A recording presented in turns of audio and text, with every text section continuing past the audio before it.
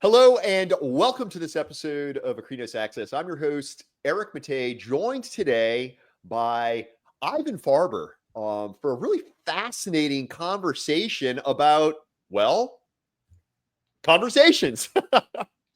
And we're calling it How to Have Impactful Conversations with Your Team, Patients, and Colleagues. And y'all, we've got a lot of really exciting things to jump into in this episode. So I'd like to kick it off by just introducing our guest today, Ivan Farber.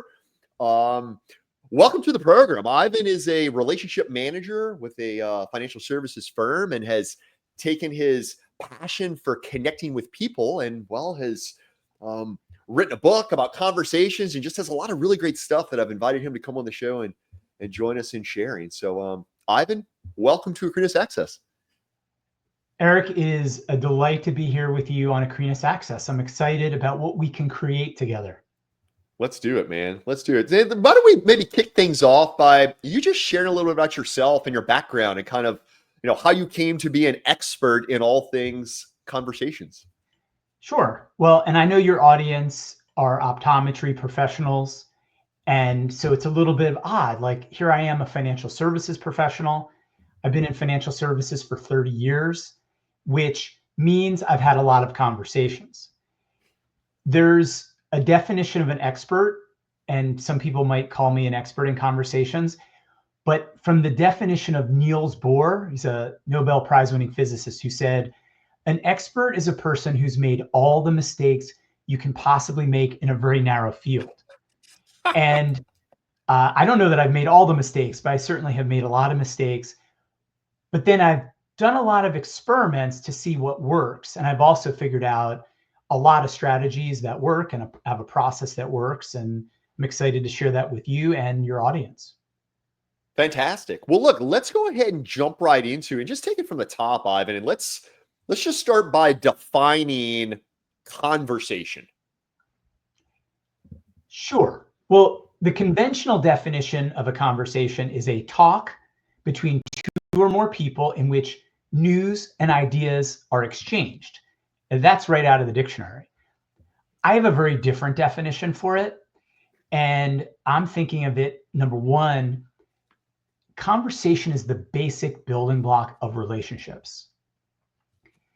If you take the Latin root of some parts of the word conversation, the word con means with, verse is a song, and then sate or satio or satian, sate comes from like satisfy, or satio to plant. And so the way I look at a conversation is with someone else, we're going to plant the seeds to satisfy and create a song and actual music from the course of the conversation. Because at the end of a conversation, if a conversation didn't move the action forward in terms of the relationship, then what was the point of it? It's really fascinating. I like how you teed that up, that you look at conversation as being the basic building blocks of the relationship, right? And it really is. It's fascinating as we jump into this and start looking at the role of conversations within the optometry practice, whether it's engaging with your colleagues, your team, your patients, realizing that it's really what we contribute to the conversation and also what we take away from the conversation that comes to be, again, the building blocks for those relationships. So let's start to get into some of the nitty gritty. And again, Ivan, I will ask that you don't go as quite deep a dive as you do in the book, which again, those of you out there, we're going to plug this before we run here today, but Conversations, How to Manage Business Relationships One Conversation at a Time by Ivan Farber, Amazon bestseller. Again, we'll get you all the details there. But Ivan, why don't you start to dig into some of these key elements of a conversation? Sure. Well, in the book and in the keynotes that I give, I talk about the CLEAR rules for conversations. And CLEAR rules is an acronym, which, of course, people playing along in the home game, they love acronyms.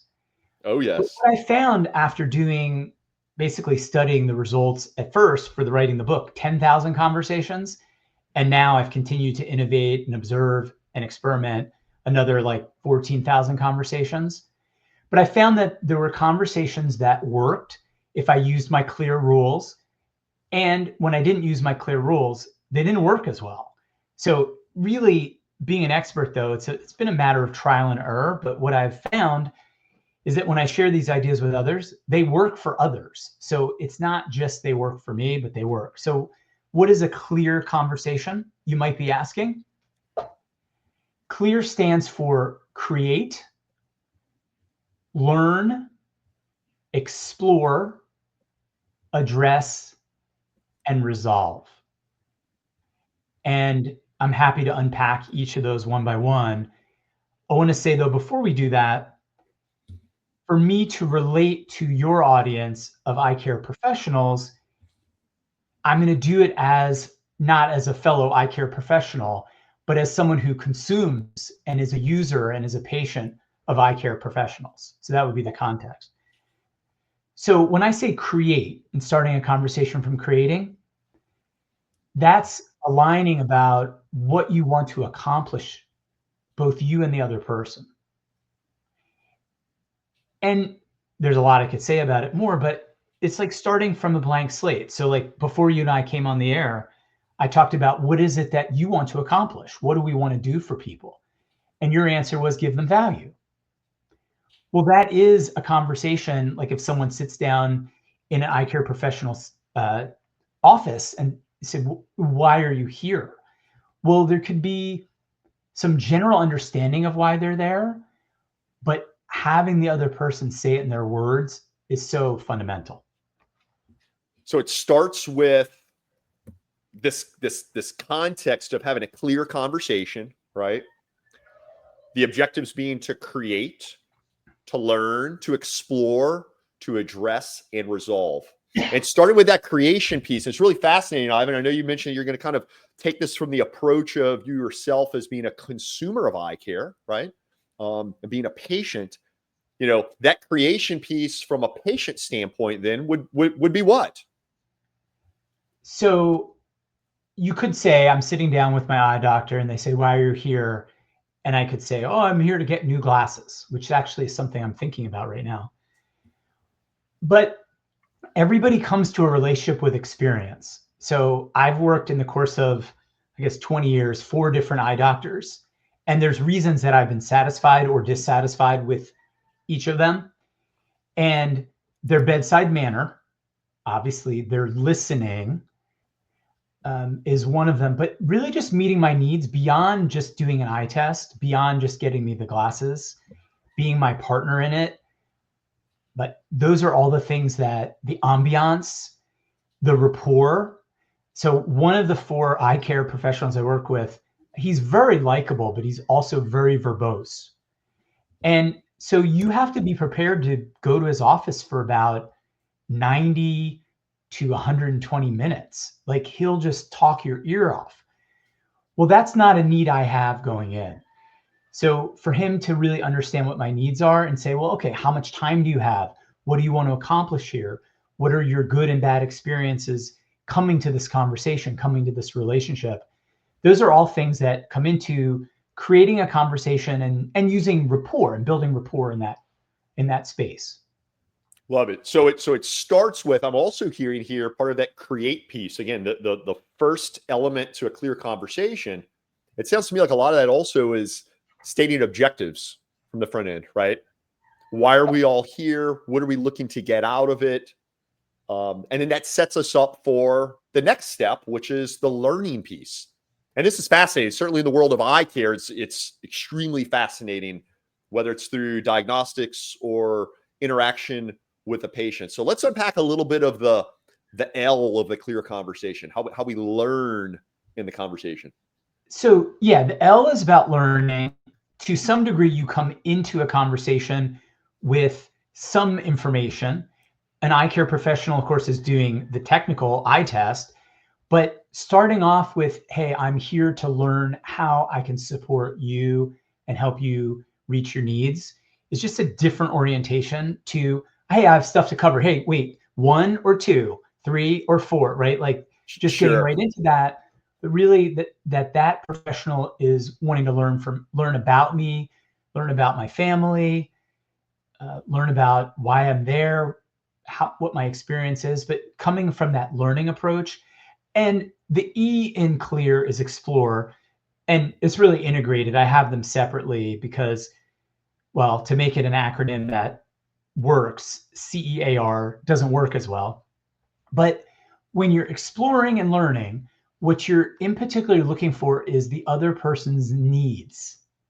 So I ascribe to a needs-based model. And that's why it's interesting, the conventional definition of a conversation of talking about news and ideas and topics, that's conventional. What I'm really about is conversations that support people's needs are more impactful. And that's, of course, what we're focused on here, is making an impact.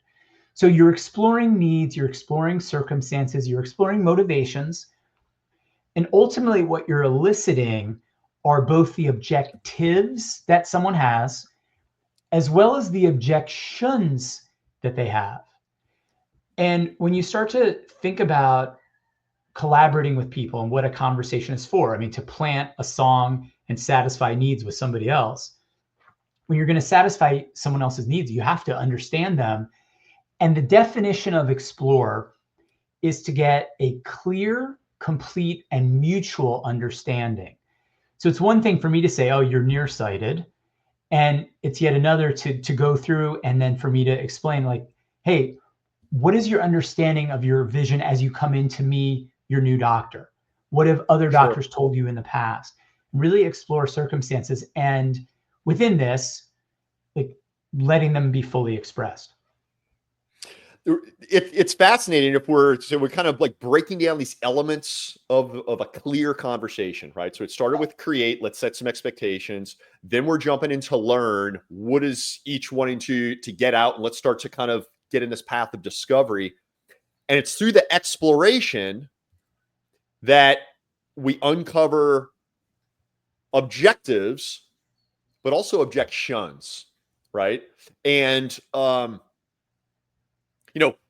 setting us up down this path to find how can we exchange value, right? Because it goes back to like the definition of conversation, which is it's the basic building block for the relationship. So it's really fascinating. So we started by creating, establishing expectations, jumping into learning, bolstering those expectations. Then the exploration, we're really getting into the nitty gritty. And to your point also, Ivan, I think it's important to point out that if we were to jump straight into exploration without creating and learning, we're only gonna be able to get so far, right? Because we've kind of overstepped some of those integral kind of foundational building blocks of the relationship. It's fascinating when you say this as well, because, there's a lot of dynamics going on in the eye care space right now. And, the work we do within Equinos is we work with independent practice owners, to make the business of eye care approachable, accessible, and profitable. And as it were, in this increasingly competitive environment, there's a lot of noise in the marketplace competing for patients. So it's really fascinating when you start to dissect that patient interaction. And this is perhaps a rhetorical question I'll toss out there to our viewers. And that is to consider, if you're jumping right into the exploration without really creating the foundation for the relationship and what each party looks to get out. If we're jumping right into exploration, then we've missed some fundamental pieces that could come full circle to enhancing the value proposition to the patient. And Ivan, really where I'm touching on here is, the fact that patients will go perhaps see an independent doctor, but then take that prescription and go purchase their eyewear from elsewhere.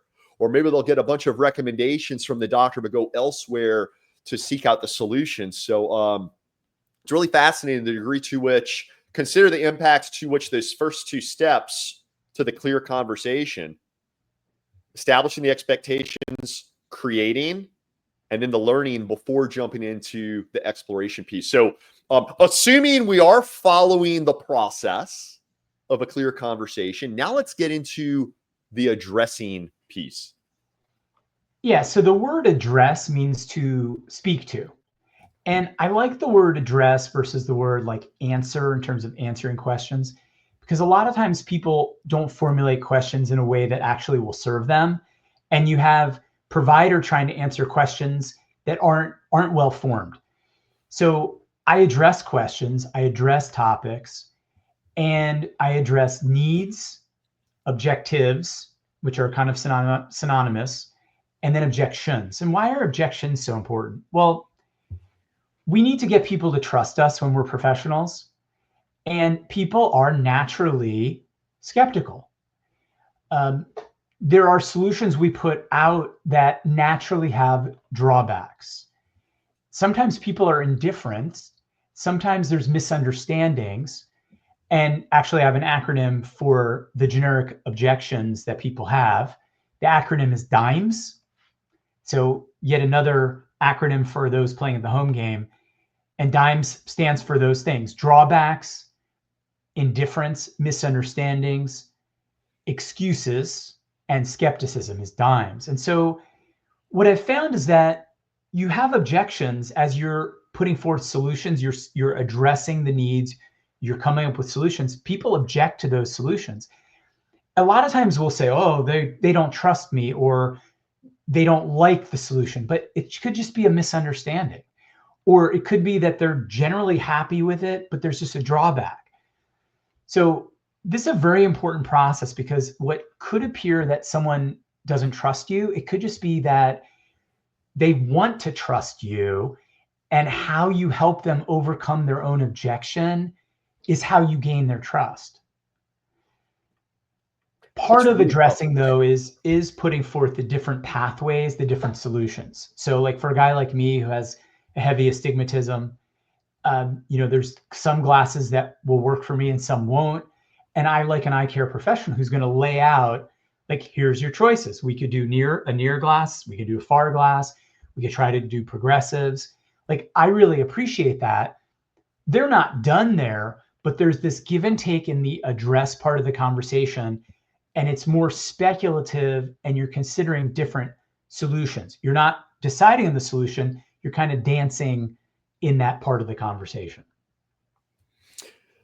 Really, really interesting that that you're bringing this stuff up in the context of exploring how we address in the conversation, right? How we speak to something in the conversation, particularly your acronym of DIMES, right? I mean, we all know the adage, are you stepping over the dollars to chase the dimes, right? Stepping over dollars to pick up dimes. And it's really fascinating you say that and present that that acronym in that context, Ivan, because when you take a step back and look at a value-driven, needs-based conversation that's truly mutually engaging for both parties, it really is about not looking for those little dimes, not looking for the quick one-off little, I'm going to do some quick exploration, then I'm going to prescribe a solution to you, but really taking a step back, understanding what the patient or what the other party is seeking in the conversation, going through that process of discovery and learning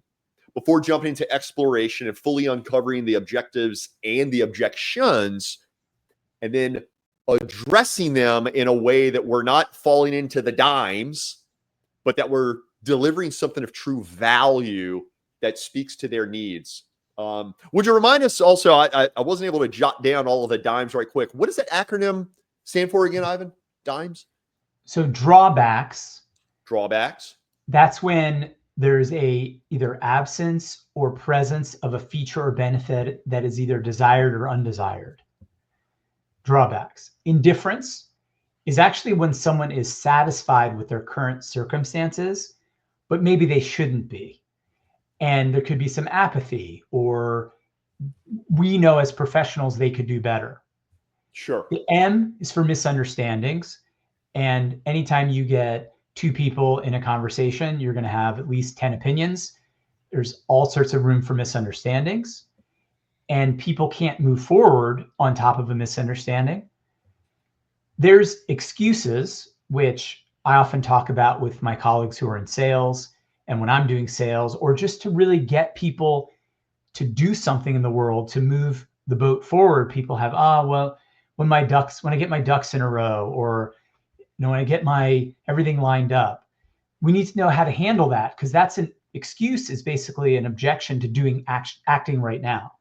And then the final one that's a little easier to call out is skepticism. And we all know people who are skeptical, but I think in some respects, skepticism is healthy, but also skepticism is a part of building a relationship with somebody, is learning where are they skeptical and how to address that. Absolutely. Yeah. Really, really powerful stuff here. So we're talking about how to have impactful conversations with your team, with your patients, with your colleagues. We're here with Ivan Farber, and he's walking us through the clear conversation, right? So we've touched on create, learn, explore, address, and now where it all comes together in resolving, right? So speak to that, Ivan. So the word resolve can be broken up into two parts, the re and the solve. And if you take the point of view that I do, that we are solving people's problems, we are addressing their needs, which, that's kind of the two sides of the same coin, problems and needs. Like most solutions are resolving a problem or addressing a need. And to the degree that you're an ongoing person involved in their life, a relationship manager, a doctor that's going to have an ongoing relationship, then you are solving and resolving ongoingly for people. Like, I've been in financial services for 30 years. I've worked at the same company for 17. So I have relationships with people that started in their 50s that, they're now in their 70s. And people say, well, Ivan, you've run out of problems and needs to address and solve. And I would say, no, I am resolving and resolving the same things or deeper things, because to the degree that I can do more for my clients, the stronger the relationship. Now, in particular, though, in the model, the clear model, the language that you use changes in resolve.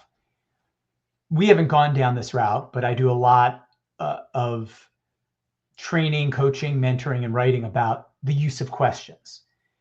In order to learn and explore, you're going to be asking a lot of open-ended questions, maybe closed-ended questions to confirm. But when you get to the spot, which is the end of the conversation or the end of a segment of the conversation, you need closed-ended questions. And I have another acronym, and this is more of a mnemonic device than an acronym. It's IRSPR.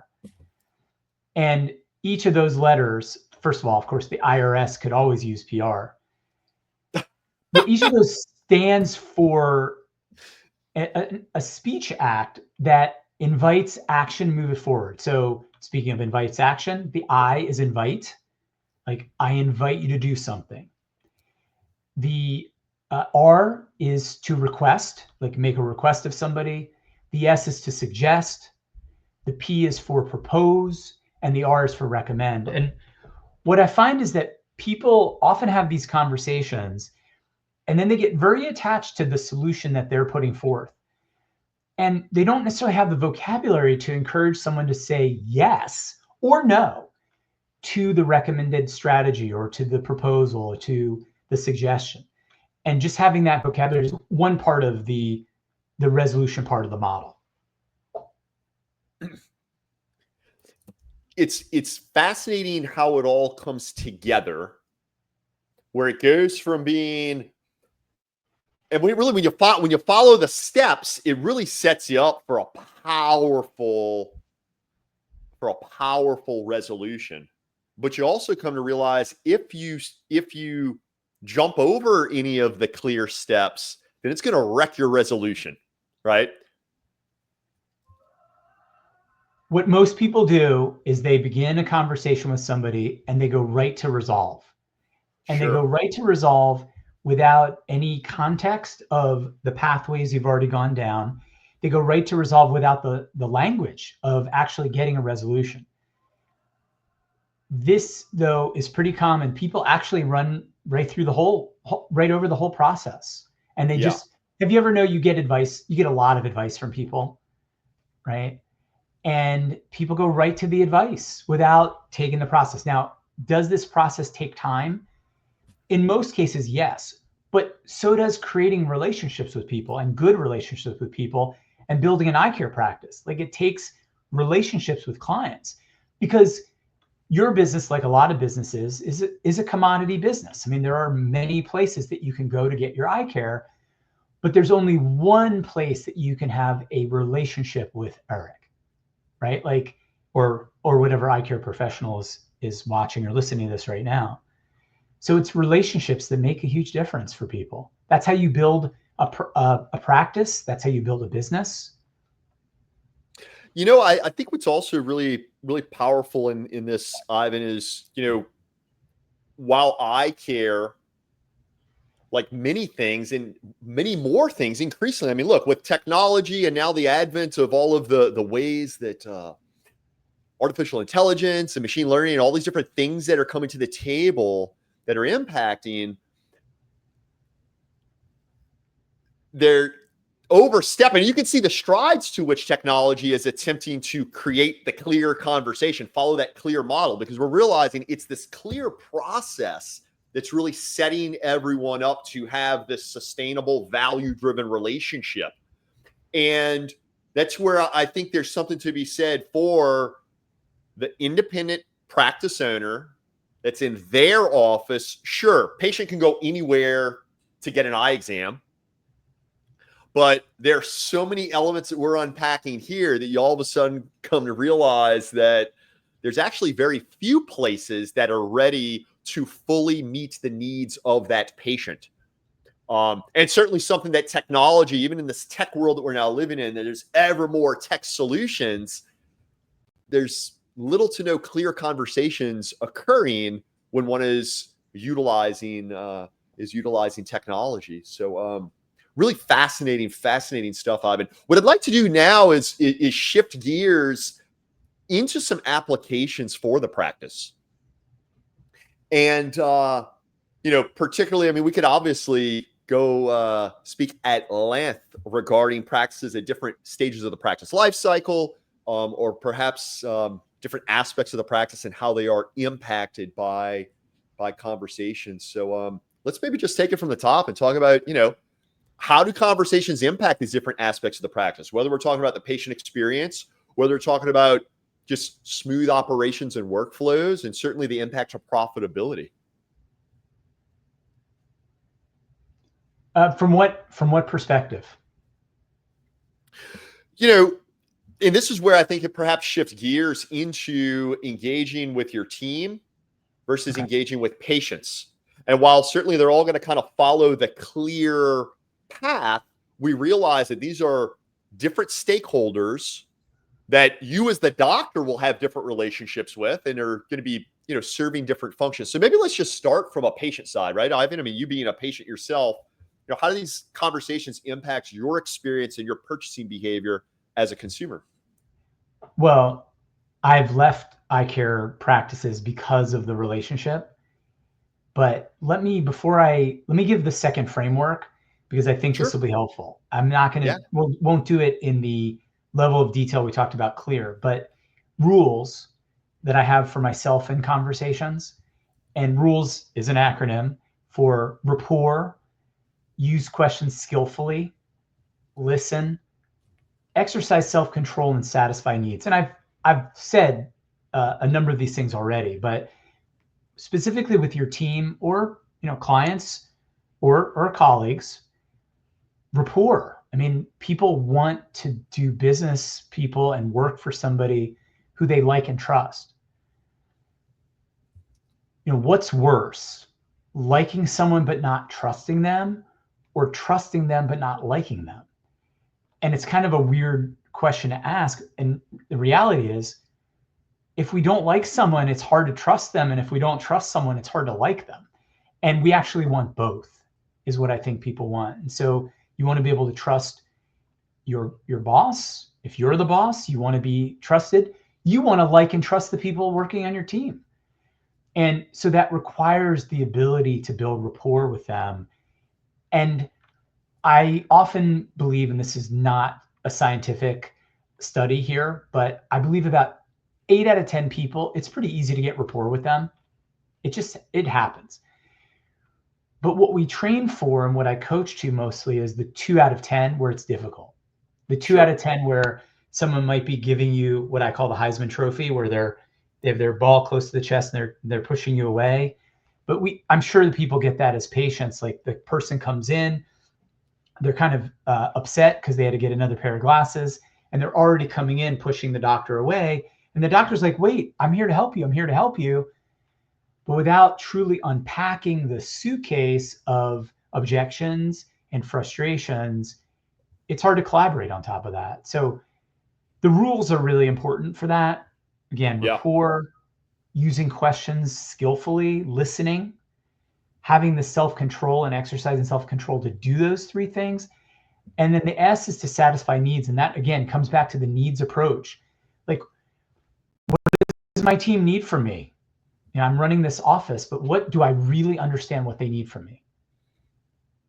It's really powerful. You also come to realize in that context, Ivan, how while certainly patients and your team, right, your staff, while they're both stakeholders in the business, right, how the rules, right, rapport, using the appropriate questions, listening, 2 ears, 1 mouth, right? I remember, you know that. And then exercising self-control, which is huge. And then the last piece, you know, pulling all together with the S. And I've just drawn a blank on the S, and I wrote it down here. I can't read my own handwriting, Ivan. What was the S of rules? Satisfy needs. Satisfy needs. Love it. So we realize these rules, while they're the same for your staff and for your patients, realize that ultimately your staff and your patients have different needs. Therefore, these rules are going to look a little bit different. And certainly your role as the doctor, are you the doctor employer or are you the doctor provider? You then are going to be received differently from these different stakeholders. I mean, this is some absolutely fascinating stuff. And I'm realizing that I think we definitely have the groundwork. We're going to have to do a follow-up conversation. We're going to have to do a follow-up Acrinos Access to unpack more of this stuff. But look, before we wrap up this, is it safe to say this is a first episode of you joining Acrinos Access? Well, I like you, and I love having conversations about conversations, and your enthusiasm is really noteworthy. So my answer is yes. Fantastic. So then you trust me as well, right? Because you said you liked me, but you didn't say the trust part. And I'm like, oh, is the rapport not there? I like and trust you. Fantastic. Likewise. So what I'd like to do, and for our listeners out there, we actually had more things planned for this. We actually had more things planned for this episode, but realizing we've unpacked some really great stuff.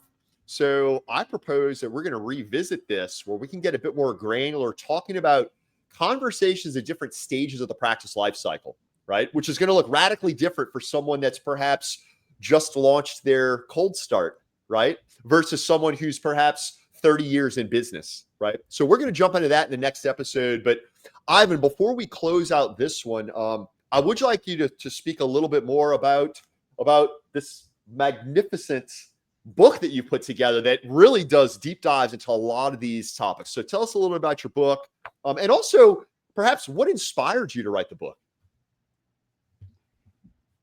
The book is called Conversations: How to Manage Your Business Relationships One Conversation at a Time. It's available on Amazon, Audible, and Kindle. You just type in Conversations and my name, Ivan Farber, and it'll pop right up.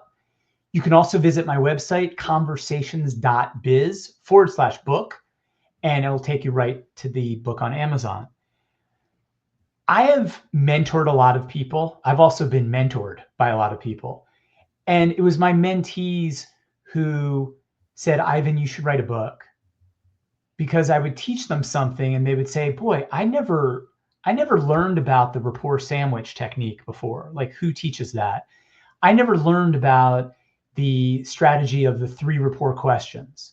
Or for that matter, and this is, I feel like I'm kind of very much on the vanguard here, but because I've attended a lot of sales training and relationship management training over time, but I do a lot with questions and open and close-ended questions and sequencing. And I feel like a lot of people are playing the game of checkers when it comes to conversations, and I really feel like I'm playing the game of chess because I can see the whole board unfold. But I'm inspired to share. My mentees said, you've got to put this on paper so it's available to the world. And, the word is just getting out. I appreciate this platform. I have my own podcast called Conversations About Conversations. I've had an eye care professional as a guest, Dr. Glover, and he was an awesome guest. And he's really good about rapport. I should send that link to you so you can share that also with Acrinos Access. Absolutely. But I'm someone who is leading a conversation about conversations. And so this platform, our relationship, is just a great opportunity. So I want to thank you for having me. Yeah. Well, Ivan, I got to say, man, thank you so much for joining us for this episode. Very much look forward to us doing another recording because we still got a lot of really great things to get to that I think are going to be wonderful for our viewers out there, doctors, no matter where you are in your practice journey. So before we sign off, just a reminder, if you wanted to get your hands on a copy of Ivan Farber's book, Conversations, How to Manage Your Business Relationships One Conversation at a Time, you can find it on Amazon by typing Conversations and Ivan Farber. You can also head on over to conversations.biz/book. And if you'd like to connect with Ivan, you can email him directly, ivan.farber@gmail.com. Also, you can connect with Ivan the way Ivan and I connected from the very beginning, before even having our first clear conversation. And that was via LinkedIn. So you'll see Ivan, and you can actually find his archives of his podcast, Conversations About Conversations, there. So, Ivan, thank you again so much for joining us here on this episode of Access. Thank you for having me. Yeah, it's all of our viewers out there. Whether you're looking to start your business, grow and scale your business, or transition your practice, head on over to Acrinos.com. Check out all the solutions we've got to help you achieve that business milestone and how our coaching and advisory can provide you with the fundamentals and the inspiration to make it happen in your business. So until next time, Eric Mattei signing off.